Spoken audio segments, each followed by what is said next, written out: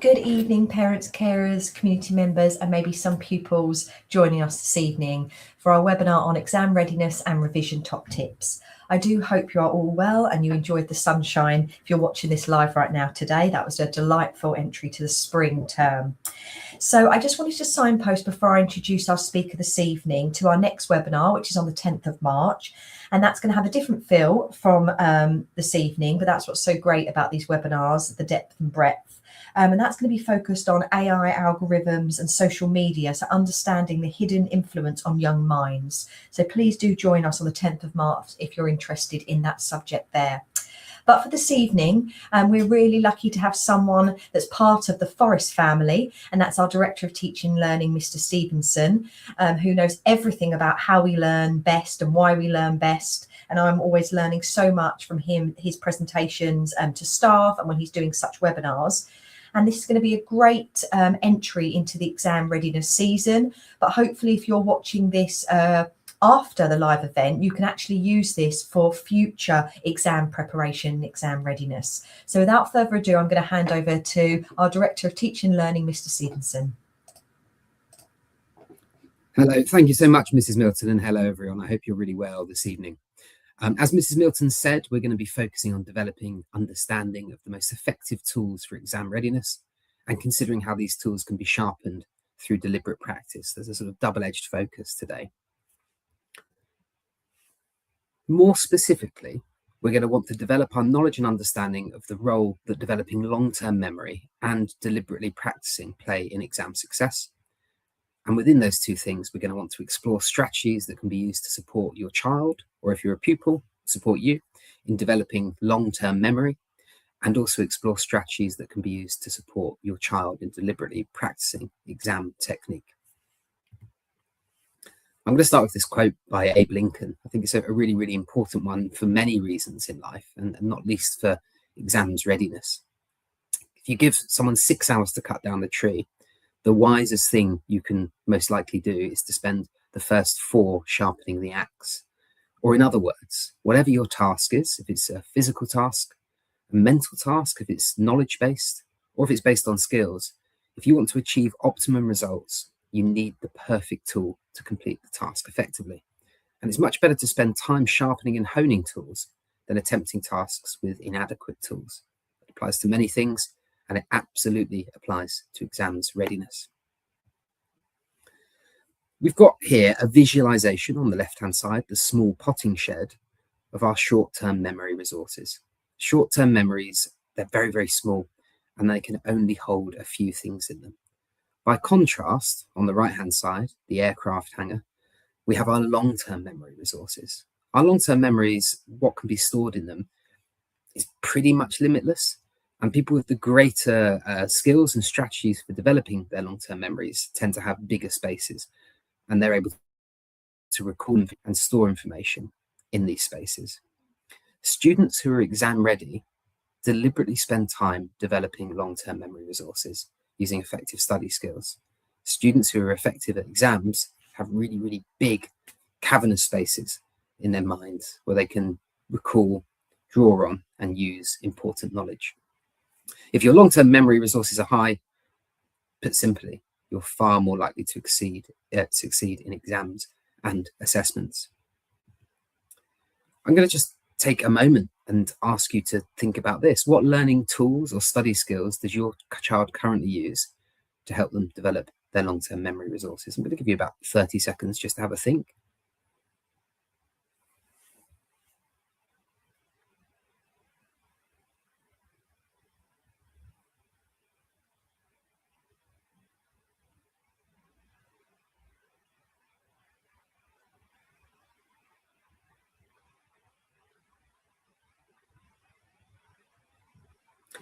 I'm not going to be able to ask any questions here of you, but I'm imagining some of your thoughts might be, I'm not too sure.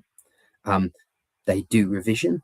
I don't know specifically what the tools are. It might be that we're in a situation where we say, absolutely, I know that they do quizzes, they use flashcards, they've got knowledge organisers for certain subjects.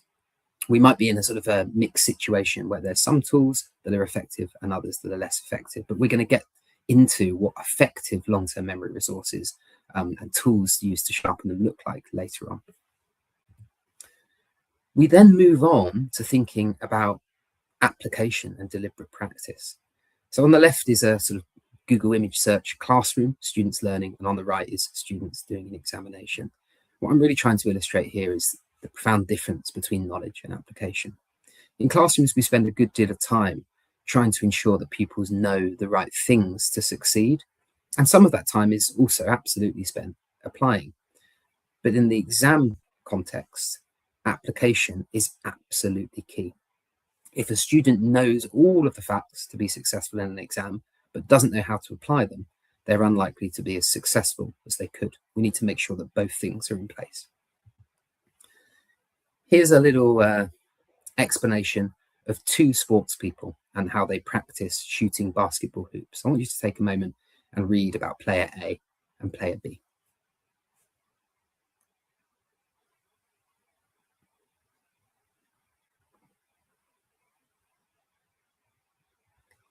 It's probably not going to come as a surprise that player A is the more successful in the long term at shooting after 100 hours spent. Player A practices 200 shots per hour at high volume. A colleague retrieves their shots, so they're not wasting time going to collect the ball. They keep a record of the shots they made, and most importantly, they keep a record of the shots they missed and the errors they made. Compared to player B, who practices only 50 shots per hour, retrieves their own shots, so time is wasted, it's not used as effectively as possible. Dribbles a little bit leisurely, there's a bit of a lacking sense of purpose, and takes several breaks. Example A, or player A, is effective deliberate practice. And that's because deliberate practice, when it's most effective, practices a specific skill in isolation, focuses on repeating the skill regularly as possible, makes records of errors and mistakes, and then seeks to correct errors and mistakes. And that's really, really important too. There's another way we might explain this. We're probably all familiar with the idea that practice makes perfect. We've probably heard that before. But think about this. If we practice the same thing again and again, but didn't note down and correct our mistakes, we wouldn't be getting perfection. Practice alone only makes things permanent. Only practice with self-reflection or feedback and corrections of mistakes makes perfect. So I'd like you to take another moment now and think about what learning tools or study skills your child currently uses to deliberately practice exam technique. Just please take a moment and have a think.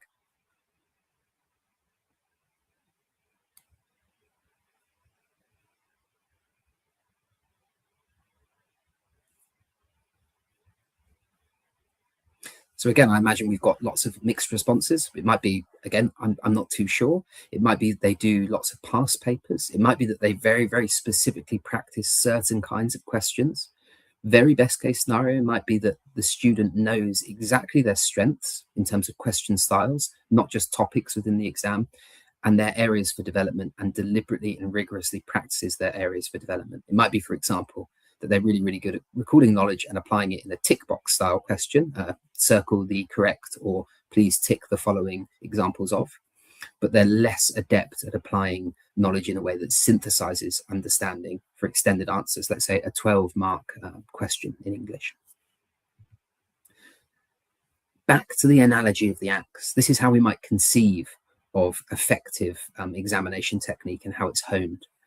Developing long-term memory resources, that gives us the tools that we need in exams and assessments, but deliberate practice is what enables us to sharpen them. We need both of those things. This is Daniel Willingham, Dylan Williams, another pedagogy expert. This is Daniel Willingham's simplified model for the working memory. It's used in education a lot. It's a very, very sort of groundbreaking model. And one thing I want to hone in on here is the importance of environment. So before we can even attend to things, our environment plays a really, really crucial role. And the environments where our attention is honed and focused on the correct information, and other information is shut out or put to the side so we can focus on what we need to focus on, most successfully enable pupils to attend to, learn, and understand what they need to understand. Or in other words, our environment plays a really active role in how we learn. We think about that in schools. We think very carefully about the layout of classrooms, seating plans, are the information we display on interactive whiteboards, what displays we have, are they helpful, are they distracting? All of those things are crucial. But I don't think we always support students to think about their environment at home. And we're going to take a moment to do that now too. So here we've got another Google image search, messy desk. Take a moment and have a think. To what extent do you think this home working environment effectively manages cognitive load?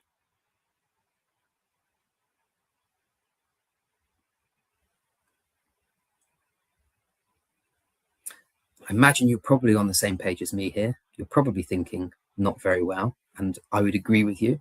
Let's think about some of the distracting information we have here. There's quite a lot of it. Laptop. Now, laptops absolutely are really useful learning tools. They're more effective when they're not covered in post-it notes, like in this example. But the other problem with laptops is that they synthesize and hold so much information and are designed as well to be distracting. So internet connections, they're designed to be distracting. Emails pinging up, telling you that you've been contacted for a reason. All of these things are designed to distract. And that unfortunately can have a negative effect on our attention when we want to really precisely focus on something. Phones are even more carefully optimized to distract us, to draw our attention to things, to help us drift off target. The laptop and the phone here suggest this is an ineffective home working environment. There's numerous resources and pieces of information, and they're all jumbled up and they're all messy. And the messiness of this working space probably suggests the messiness of a student who's trying to revise and prepare for exams using this space. Let's look at another example. This is not a home working environment. It's a picture of an examination desk, but it's a really useful way of thinking about how to optimize a home working environment. Having home working environments with limited information, only the important things that students need to undertake the exam readiness tasks they're undertaking, provide very limited potential for distraction. Distraction will always be there, and there's some things we can't stop. We can't stop, for example, a lawnmower in the background or heavy rain at the window, but there's some things we can control, and because we can, we should. Also, the most effective home working environments replicate exam conditions. It's a really, really important thing to do. The closer we can get to an environment for exams readiness, replicating exam conditions is important. It's important for a number of reasons. Reason number one, because it helps us to manage our cognitive load and shut out distractions. But two, because it helps to build habits of what the conditions in an exam room are like. At the end of pretty much every qualification pupils do, there's a couple of caveats. For example, I teach art and design. We don't have a sort of exam in this style in art and design, but almost all other subjects do. At the end, pupils have to go into a room. They have to be silent. They're not allowed to have any help, and they have to complete a focused piece of work. It's really helpful to continually expose them to that environment strategically, not all of the time, but regularly, so that when they get into that environment, it's familiar and no mental energy is wasted thinking, this is new. It's silent. It feels a little bit stressful. I'm not sure what to do here. Home working environments are most effective when they replicate these conditions. Independent, ideally silent working, if possible.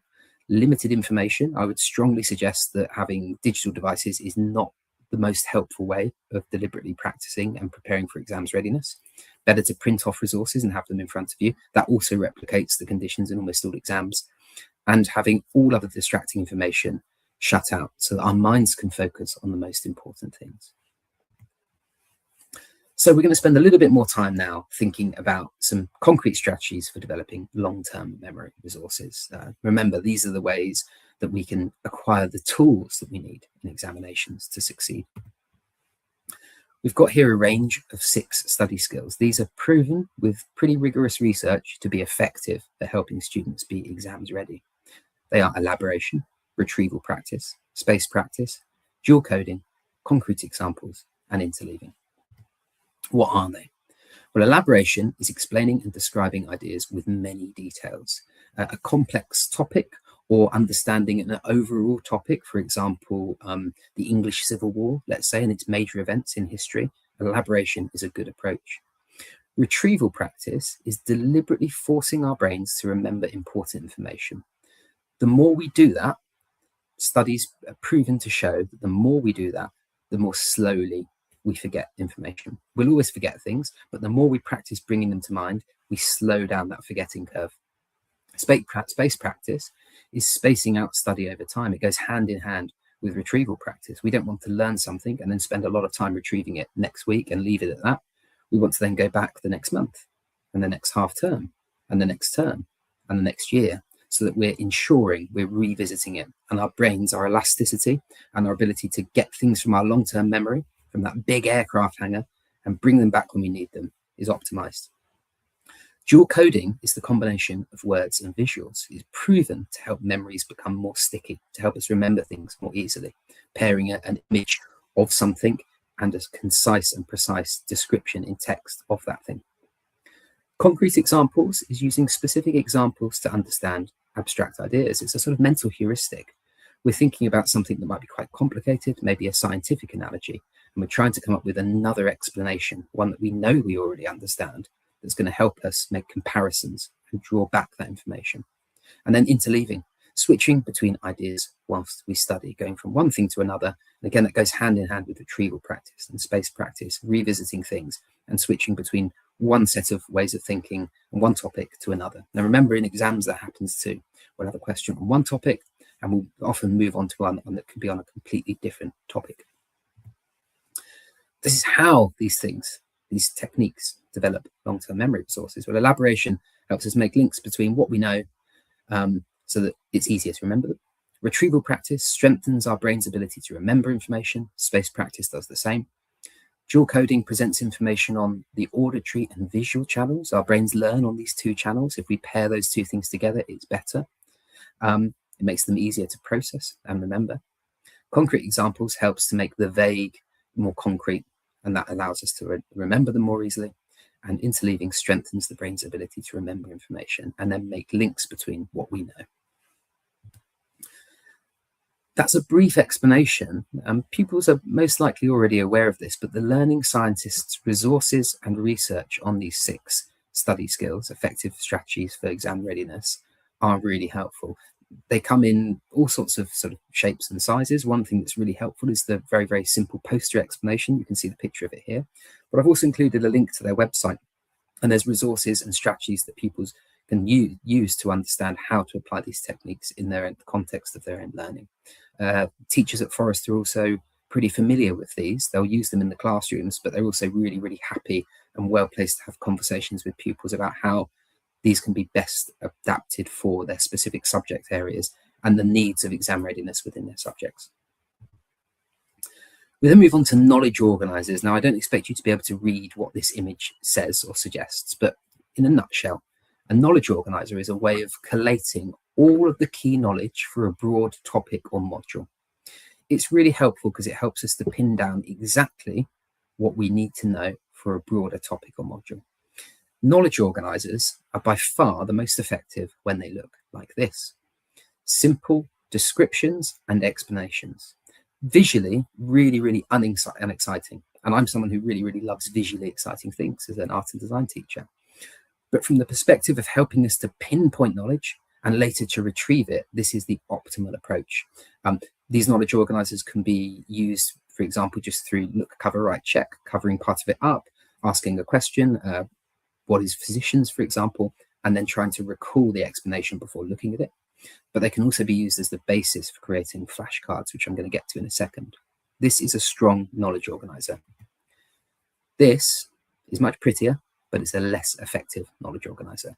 We haven't got knowledge broken into the description and explanation boxes or the question and answer boxes. And we've also got a lot of images around, and we might think, well, that's helpful, it's dual coding because we're pairing images with descriptions, but it's not clear what these images relate to within the knowledge organizer. And it also adds a lot of visual noise and distraction. This is a little bit more like the messy desk we saw earlier. The earlier knowledge organizer, the one I showed you before, is far more effective. On to flashcards now. We probably have all heard of them and familiar with them. Many of us have probably seen the pupils that we're working with, your children, using them. But what does a really good flashcard look like? And if you don't know what a flashcard is very simply a question and answer format card. They can be created in decks that relate to modules or topics, and they're used by just simply pulling the card out, looking at one side, trying to remember the answer or the description, and then turning it over and checking if you've got it correct. Flashcards are most effective when batches of them are created by topic. They use a question and answer format. So a flashcard that has a word and a description on the other side is absolutely fine. But remember, in examinations, we always get asked questions. So it's better if we structure them as a question with an answer on the other side. Flashcards are really helpful when they utilize dual coding. This is a good example of how to do it. You could have a question and an image, and on the other side, an answer. And that's a good way of building stronger mental models and memories. When using flashcards, it's really important to retrieve, not to cheat. So it's worth not looking at one side and then the student turning it over and looking at the answer. We need to make our brain do that hard work so that we're ensuring we really develop those sort of cognitive muscles to remember information. So it's important to look at one side, attempt to answer it, and then turn it over. It's really good when they're reordered and reshuffled, because then we're addressing the facts and not learning the sequence, because we're not going to get them sequenced in the way we've been practicing them in an examination. And like all things, they're most effective when they're repeated. Once a series of flashcards relating to a specific topic has been explored, I would also encourage pupils to think about mixing topics up. But initially, it's helpful to approach them sort of topic by topic, 30 flashcards relating to a particular module, concept, or idea that's been covered within the curriculum. So how do we help pupils develop long-term memory resources at Forest, and how can you help them to do that at home? This is not an exhaustive list, but at Forest, we do use knowledge organisers in many subjects, and they outline the key knowledge pupils require for a topic or module. We use revision trackers. They're available on our SharePoint. They outline topics that pupils need to revise to prepare for exams. Revision trackers and knowledge organisers are quite similar, because both of them are talking about the information and the knowledge that students need. Knowledge organisers typically go to greater depth. They're typically talking about sort of question level information, whereas a revision tracker might be slightly more vague, and they're best when they're paired together, one with the other. We have dedicated lessons at Forest devoted to developing knowledge acquisition. We call that the exams readiness cycle, but this also happens in lessons more generally, more day to day, but there are dedicated times. And we also have targeted clinics, and in those clinics, we support students to develop important knowledge sort of resources, to develop knowledge acquisition.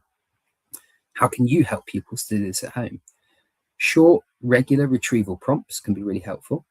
If you're working with the student, I know it's not always possible. We're all very busy, and it might not be something we can do. But you could say, tell me 3 things you remember from today's revision session, to try to strengthen those long-term memory resources. Encourage teaching back, asking the child to explain the topic in simple steps without looking at their notes. Creating or co-creating, helping them to create a predictable revision routine with short bursts, because our attention is not limitless. Short bursts of 15 to 25 minutes spaced across the week, or several sessions spaced across an evening, is more helpful than I'm going to sit down and do 5 hours of revision on a Saturday. We know that that's not an effective way of developing memory resources. Support students to use knowledge organisers and flashcards, help them turn facts into quick-fire questions for self-testing. And also, and I think this is the most important one, help to remove distractions and provide a calm study environment where possible. Ensure devices are away and materials are ready, so the focus goes into thinking, not organising. Now, in all home environments, that isn't always the case. You know, we might be having work done on the house. It might be that it's a busy household and there's lots of things going on. But outside of school hours, there are wonderful places where these things can happen if it's not at home. Or we've got the Martin Centre at Forest, and at the weekends there are public libraries, which are really, really good spaces for students to study. We're going to move on now to thinking about deliberate practice and some of the tools and approaches we can use to help students deliberately practice applying exam technique. So at Forest, the things that we currently do, and again, not an exhaustive list, there's frequent opportunities for independent practice in lessons. I'd say almost all, if not all, lessons involve either at the start or at the end, or both, opportunities for students to independently apply their knowledge. It could be, for example, through a silent and independent do now starter activity, but it could be a plenary or deliberate practice task at the end of the lesson. There's smaller opportunities for application. More significant opportunities for application are our CDAs, our Common Department Assessments, and they take place throughout the academic year. And in many subjects, they take the form of a sort of written paper that's completed silently. more higher stakes, more significant examples, they come towards the end of the school journey in the form of our mock examinations, but we also have our end of year exams at Forest. There's a focus on the technique of application in exams readiness cycle. We also have, as I mentioned earlier, a focus on knowledge acquisition, but we also ensure that we support students with focusing on applying exams technique and detailed feedback on exam performance with guidance on how to improve exam technique. How can you help pupils to deliberately practice exam technique at home?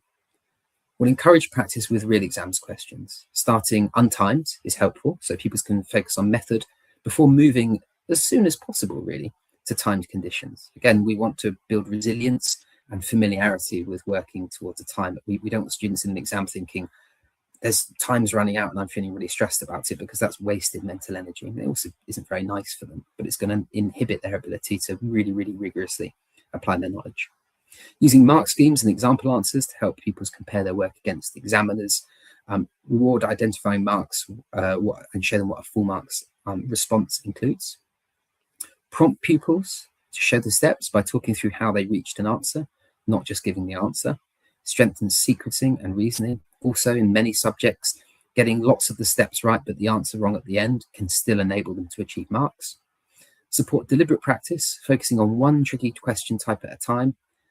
All sorts of different ones like inference questions, extended responses, multi-step calculations, and repeating it till they're secure. Remember back to the example of the basketball player. That person was practicing shooting hoops and shooting hoops from a particular distance. We should be thinking about our exam technique and application being the same. Like, I'm going to spend an evening just practicing 6 marker questions related to different knowledge areas from the specification for this subject. That's really helpful because we can look in isolation about a particular kind of exam question and really, really focus on getting it absolutely right. Support deliberate practice, focusing on, apologies, I've had that one. And last but not least, building reflection into every practice session, asking pupils to identify what went well, what they need to improve, and what specific techniques they will try differently next time. I'm going to finish here with a visualization, I think a helpful one, of how this can all come together within the confines of 1 hour. So this is the revision power hour. Step 1 is to choose a past paper or exam style question. Step 2 is to spend some time revising the key knowledge relating to that exam paper or topic. Step 3 is to do some questions related to it. Step 4 is to mark your answers. And step 5 is to get feedback, either by asking the teacher if this is happening in school, it happened at home and they wanted to check, or using a mark scheme. I hope this has been a helpful introduction and sort of outline of some of the things that we can do to support students to be exam ready. But in addition to having the opportunity for questions now, I really want to stress I'm really happy to have an open conversation and dialogue about this topic, and my email is there. If you watch this webinar and you've got any questions, or you'd like to have more information, or you'd like some resources shared that weren't shared, I'd be really happy for you to reach out to me. That's it from me in terms of presenting, but I'm really happy to field any questions you might have now, should you wish.